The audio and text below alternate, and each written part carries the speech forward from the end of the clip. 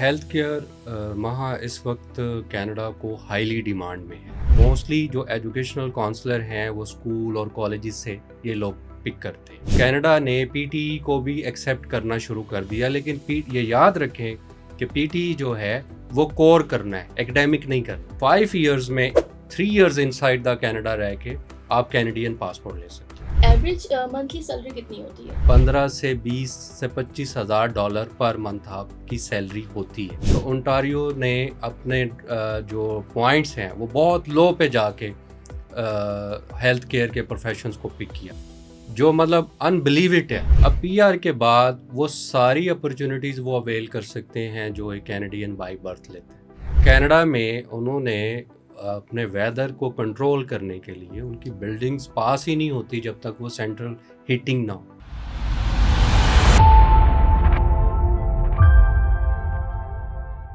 अस्सलाम वालेकुम viewers, this is महायास। आज हम बात करेंगे एक बहुत क्रूशियल टॉपिक पे, that is the opportunities in Canada for health care professionals. इसी पर्पस के लिए मैंने इनवाइट किया आज मिस्टर राना इनामुल्लाह खान को, who is the chairman and director of eyebrow law associates. आइए इनसे बात करते हैं। अस्सलाम वालेकुम। वालेकुम अस्सलाम। सर, कैसे हैं आप? बिल्कुल ठीक ठाक, आप कैसी आई हैं? Am pretty good. सर, 22 साल से आप काम कर रहे हैं as an immigration lawyer. Yeah. कैसा फील हो रहा है आपको? अल्लाह का शुक्र है, बड़ा अच्छा फील हो रहा है। कैसे एक्सपीरियंसेस जा रहे हैं आपके?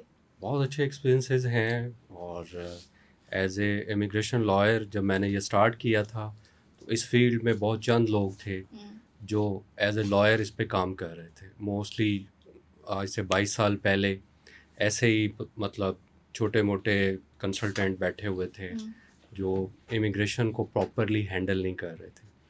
तो मैं जब फ़ॉरेन एजुकेशन कंप्लीट करके पाकिस्तान वापस आया तो मैंने इस फील्ड को चूज़ किया और एज ए इमिग्रेशन लॉयर फिर काम स्टार्ट किया। Okay, so I have a list of questions जो कि हमारे व्यूअर्स आपसे पूछना चाहते हैं regarding immigration and opportunities in Canada. पहली बात तो ये बताएं कि हेल्थ केयर जो है इसके लिए एलिजिबिलिटी असेसमेंट कैसे करते हैं आप? हेल्थ केयर वहाँ इस वक्त कनाडा को हाईली डिमांड में है। अब हेल्थ केयर में कौन कौन से प्रोफेशंस हैं?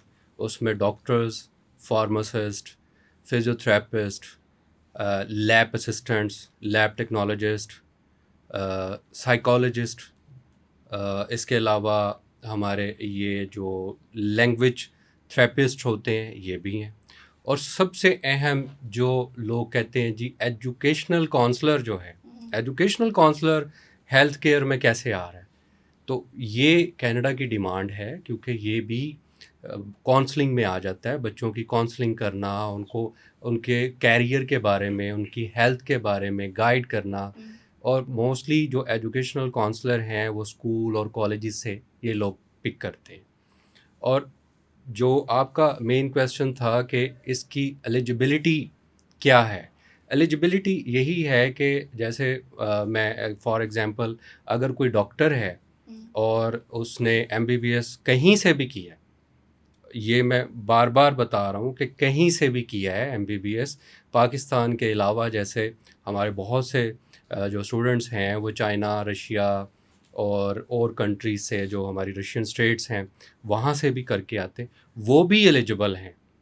ओके, ठीक है, उनके पास 1 साल की हाउस जॉब का एक्सपीरियंस है और अगर उनकी एज 35 से लेस है या 40 से लेस है तो वो एलिजिबल है। वो कनाडा का आइट्स का एग्ज़ाम दे, जिसमें आइट्स जनरल आइट्स आप कर सकते हैं या पीटीई कर सकते हैं। कनाडा ने पीटीई को भी एक्सेप्ट करना शुरू कर दिया, लेकिन ये याद रखें कि पीटीई जो है वो कोर करना है, एकेडमिक नहीं करना। तो इसका स्कोर क्या है? अगर तो आइट्स आपने करना है तो वो रीडिंग राइटिंग लिसनिंग में रीडिंग राइटिंग स्पीकिंग में 7 और लिसनिंग में 8, ये हाईली उसमें जो कनाडा टॉप पे 4 है। इससे आपके अच्छे पॉइंट्स बन जाएंगे। अच्छा, बहुत सारे लोग कहते हैं जी कि हम ये आइट्स इतना नहीं कर सकते, तो फिर हम क्या करें? तो अगर आपका 6 ईच आइट्स भी है तो कनाडा आपको फेडरल से हट के प्रोविंशियल में भी पिक कर लेगा। लाइक आप प्रोविंशियल के ड्रॉ में पिक हो जाएंगे, क्योंकि फेडरल के अलावा प्रोविंशियल के भी ड्रॉ होते हैं। अब प्रोविंशियल लोग कहते हैं जी प्रोविंशियल क्या होता है? प्रोविंशियल होता है, उनके सूबाई लेवल पे भी तो वो लोगों उनकी हाईली डिमांड है ना, वहाँ भी हेल्थ सेक्टर में बहुत ज़्यादा शॉर्टेज है, और वो डॉक्टर्स को, फार्मासिस्ट को, या जितने भी हेल्थ के प्रोफेशंस हैं उनको वो पिक कर रहे हैं। तो वहाँ आप कम आइल्स के साथ भी क्वालिफाई कर जाते हो, लाइक 6 ईच जनरल आइल्स या इसका नेमल बदल पीटी, वो भी आप कर सकते हैं। Okay, so how to get P R, इसकी क्या क्या रिक्वायरमेंट्स होती हैं?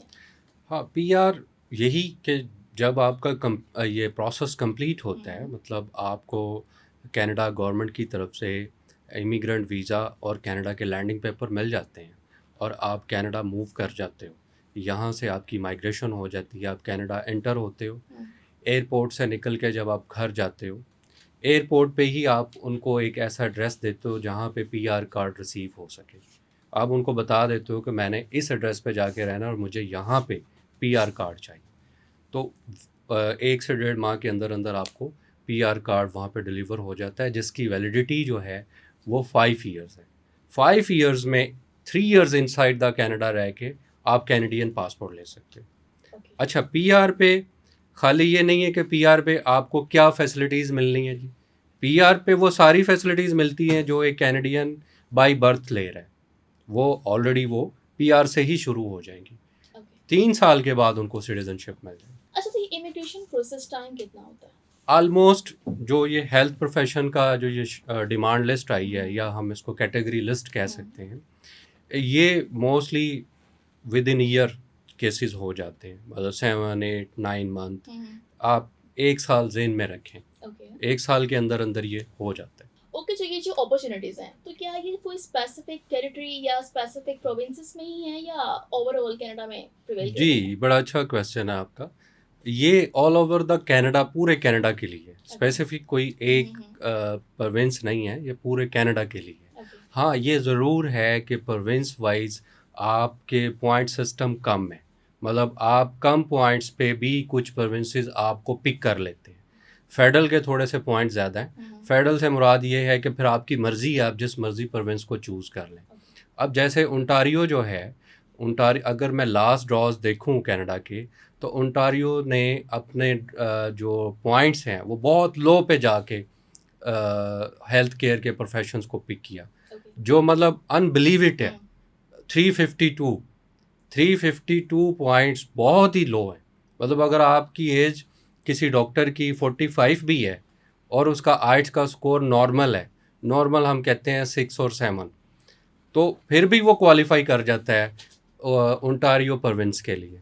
तो अच्छा, प्रोविंस में भी जब आपकी इमिग्रेशन हो जाती है तो वो ये नहीं कि आप सारी लाइफ के लिए उस प्रोविंस में बाउंड हो गए। एथिकली आपने 2 ईयर्स उस प्रोविंस को देना है। 2 ईयर्स के बाद आप कहीं भी जा सकते हैं, मतलब उसमें ये है कि आप जॉब कहीं भी कर सकते हैं। वैसे तो डे फर्स्ट से आप पूरा कनाडा आपके लिए ओपन है, आप कहीं भी आ जा सकते हैं। Okay, so after getting PR, जो इमिग्रेंट्स वहाँ जाते हैं उनके लिए कौन कौन सी अपॉर्चुनिटीज़ हैं? जैसे ही इमिग्रेंट वीज़ा लेके कनाडा, ये हमारे क्लाइंट कनाडा पहुंचते हैं, उनको वहाँ 1 से 1.5 माह में पीआर मिल जाती है। अब पीआर के बाद वो सारी अपॉर्चुनिटीज़ वो अवेल कर सकते हैं जो एक कैनेडियन बाय बर्थ लेते हैं, लाइक बच्चों की एजुकेशन फ्री है, मेडिकल फ्री है, वो वहाँ के जो हेल्थ सेक्टर है, अगर वो उनकी रिक्वायरमेंट्स पूरी करते हैं, लाइक वहाँ सोशली और एकेडमिकली उनको कुछ कोर्सेज पास करने पड़ते हैं, वो अपने कोर्सेज पास करें, उनको कोई जॉब्स मिल जाती हैं। अच्छा, दूसरा ये है कि वो अपना प्रॉपर टेस्ट पास करें। अब हेल्थ केयर की एक पूरी लिस्ट है, जैसे मैं जनरल आपको बता दूं जी, कि अगर कोई डॉक्टर है तो वो क्या करेगा, डॉक्टर ऑब्वियसली एमसीसी का टेस्ट पास करेगा, जो कैनेडियन मेडिकल काउंसिल है उसका टेस्ट पास करेगा, देन वो अपनी प्रैक्टिस कर सकता है। वो कोई इतना हार्ड नहीं है जिस तरह हम लोग यहाँ एक मिसकंसेप्ट है कि जी वो तो टेस्ट ही नहीं पास होता। अब देखें, आपने 5 ईयर्स का एमबीबीएस कर लिया है और वो एक छोटा सा टेस्ट है, वो आपसे कैसे नहीं पास होगा? वो हो जाता है, आपको उसको थोड़ा सा फोकस करना पड़ता है। उससे पहले आप किसी भी डॉक्टर के बैक एंड पे काम कर सकते हैं, चलो डॉक्टर के साथ आप डायरेक्टली पेशेंट नहीं देख सकते, लेकिन किसी भी क्लिनिक पे, किसी भी हॉस्पिटल में आप डॉक्टर के असिस्टेंट के तौर पे काम कर सकते हैं, या आप किसी फार्मास्यूटिकल कंपनी में काम कर सकते हैं एज ए डॉक्टर। तो ये ये सारा अच्छा। इसके बाद वो अब जैसे ही वो अपना टेस्ट कंप्लीट करे, वो अपना क्लिनिक खोल ले या किसी के यहाँ जॉब कर सकता है। फैसिलिटीज़ वो सारी ले सकता है जो वहाँ के लोकल सिटीज़न ले रहे हैं, और वो शुरू से स्टार्ट हो जाती है। इसमें हाई डिमांड प्रोफेशंस कौन कौन से हैं? हाई डिमांड में यही है, इस वक्त तो टॉप पे doctors, pharmacist, physiotherapist, dentist, psychologist, educational counsellor, veterinary doctor. Okay. हाँ, वेटनरी डॉक्टर भी हेल्थ केयर में ही आ रहा है, और ये भी उसी तरह हाईली डिमांड में है। मेडिकल लेबॉर्ट्री टेक्नीशियंस, सोनोग्राफर्स, ये लोग भी हैं। ये सारे हाईली डिमांड में इस वक्त आ रहे हैं। तो इनकी एवरेज मंथली सैलरी कितनी होती है? हाँ, ये है, जब आप पीआर आपको मिल जाती है और आप जो भी आपकी रेलेवेंट फील्ड है, डॉक्टर्स के अलग लाइसेंसिंग है या आप लाइसेंस ले लेते हो, तो फिर आपकी, जैसे डॉक्टर है तो डॉक्टर की जो एक रफ मैं आपको बताऊं तो 15 से 20 से 25 हज़ार डॉलर तक पर मंथ, ये मैं पर मंथ की बात कर रहा हूँ, 15 से 20 से 25 हज़ार डॉलर पर मंथ आपकी सैलरी होती है।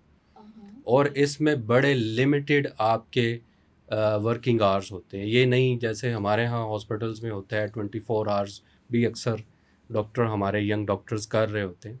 तो यहाँ आपको मैक्सिमम 8 आवर्स होंगे और वो फ्लेक्सिबल होंगे, और आपको सैटरडे संडे छुट्टी होगी, वीक में 2 डेज मस्ट छुट्टी होती है।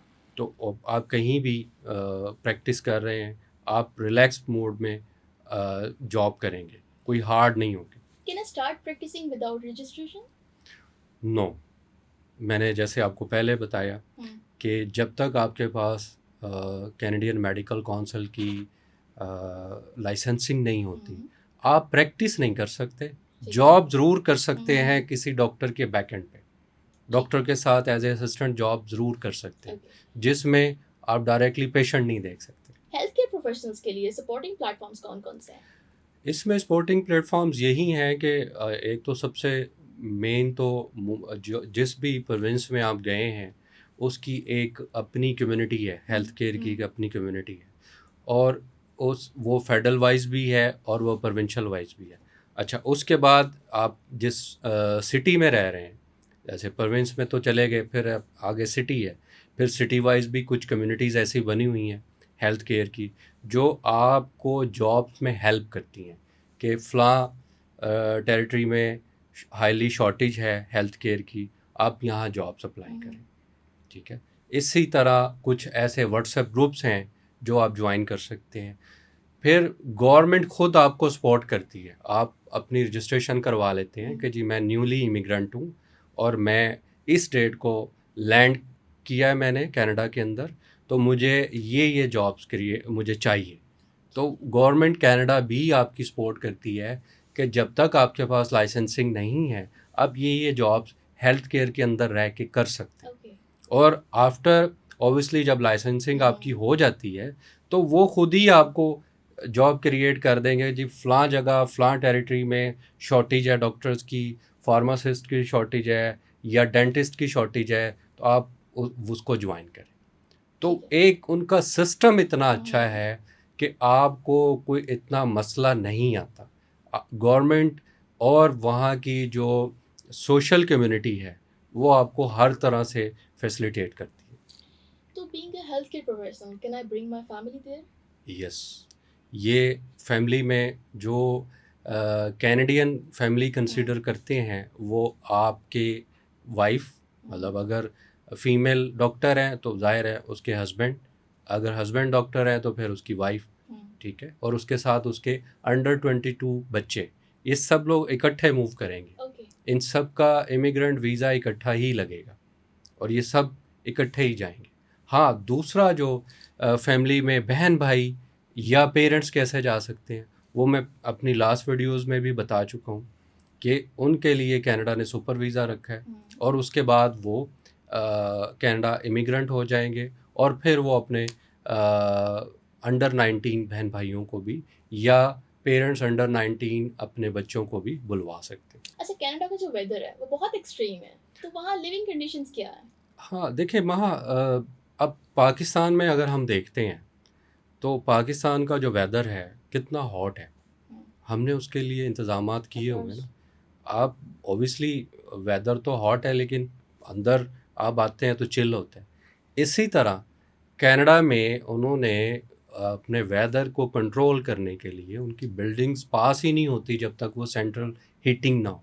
ऑलराइट। आपने कहीं भी जाना है, आपने गाड़ी में बैठना है, आपने किसी ऑफिस में जाना है, किसी स्कूल में जाना है, किसी कॉलेज में, यूनिवर्सिटी में जाना है, तो वो सारा सेंट्रल हीटिंग है। तो इज इट तो वो जस्ट आप लाइक जैसे हम यहाँ एसी से निकल के एसी में बैठ के एसी में चले जाते हैं यस आगे? Exactly okay. एग्जैक्टली या मिडिल ईस्ट को आप देख लें, मिडिल ईस्ट का वेदर तो पाकिस्तान ऐसे से भी ज़्यादा बिल्कुल हॉट बिल्कुल है, बिल्कुल। लेकिन एक बेहतरीन लाइफ है। हम्म, और हर बंदा मतलब कितना पाकिस्तानी इंडियन मिडिल ईस्ट में है। इसी तरह कनाडा ने भी अपने इंतज़ामात रखे हुए हैं और गवर्नमेंट लेवल पे है। अगर वो जो उनके रोड्स हैं उनको बाकायदा से उनकी सफाई होती है, वो उनके अंदर भी अब जो लेटेस्ट रोड्स बन रहे हैं वो भी बड़े हीटिंग सिस्टम के साथ बन रहे हैं। Thank you Ram sahab, it's a pleasure to have you here. बहुत शुक्रिया, आपने अपने कीमती स्केड्यूल में से टाइम निकाला हमारे लिए।